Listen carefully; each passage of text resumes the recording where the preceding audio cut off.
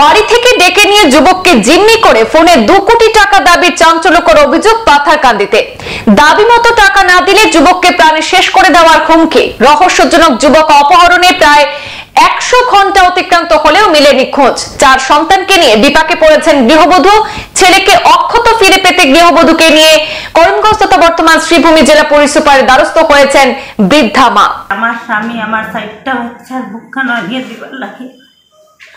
আমি বড় কষ্ট করি, আমি ভারী বেটি।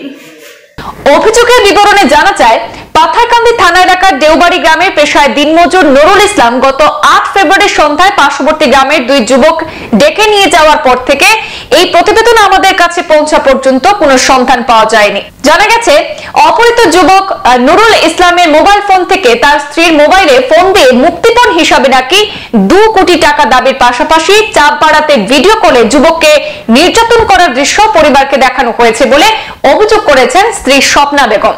প্রাথমিকভাবে জানা গেছে যে পরিবার থেকে গত 10 ফেব্রুয়ারি পাথারকান্দি থানায় নিখোঁজের এজাহার দায়ের করার পর থেকে নাকি এজাহার প্রত্যাহার করে নেওয়ার জন্য হুমকি থমকি দিয়ে নানাভাবে চাপ সৃষ্টির পাশাপাশি মুক্তিপণের টাকা না দিলে সেই যুবককে প্রাণে শেষ করে দেওয়ার হুমকি দেওয়া হচ্ছে বলে অভিযোগ করেছেন তিনি।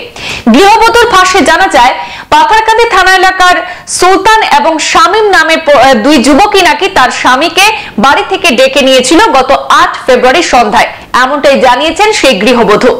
অনেক বিলম্বেও যুবক বাড়ি না ফেরায় রাত 8টার দিকে স্ত্রী ফোন করলেও তার স্বামী ফোন রিসিভ করেনি এবং কিছুক্ষণের মধ্যে বাড়িতে ফিরে আসবে বলা হয়েছিল। এরপর থেকেই নাকি আর যুবকের সঙ্গে সরাসরি কোনো যোগাযোগ নেই তার পরিবারের।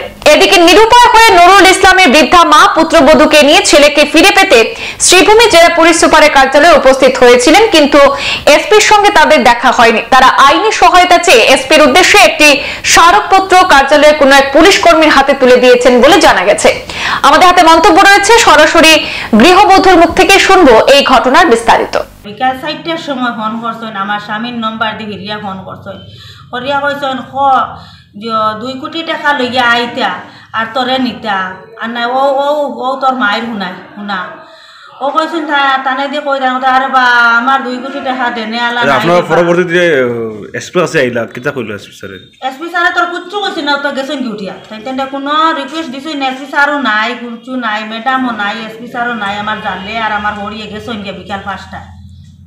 যারা যে নিচে যে সুলতান শামীম তারা বাড়ি কই?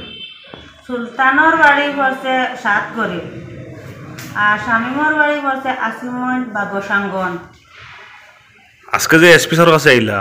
আজকে এসপি স্যারের কাছে আইছি যে আমার স্বামী এখনো পর্যন্ত আইসই না আবো। আপনার এসপি স্যারের কাছে ও কথা আমার আরে যে আমার জোড়াত মাসাইয়ার যে আমার স্বামী আমার সাইডটা হচ্ছে বুকখানা দিয়ে দিবার লাগে। আমি বড় কষ্ট করি, আমি ভারী বেটি। বর্তমান অবস্থায় আমি চলতাম পারি না। আপনার কাছে 2 লাখ মাস চাইয়ার আমার 4টা বাচ্চার বাচ্চাইয়া আমার স্বামী পার করিয়া দেখবো। আপনিও বাচ্চা ইন্দুর বুক কানো আনিয়া ছোট ছোট 4টা বাচ্চা আছেন। আমি বড় কষ্ট করি আর দয়া করি আপনার ইন্দুর পাওয়ার তো দরিয়া কইয়ার আমি। সংবাদ এ পর্যন্তই, ফিরছি পরবর্তী অন্যান্য আপডেট নিয়ে, সাথে থাকুন। ধন্যবাদ।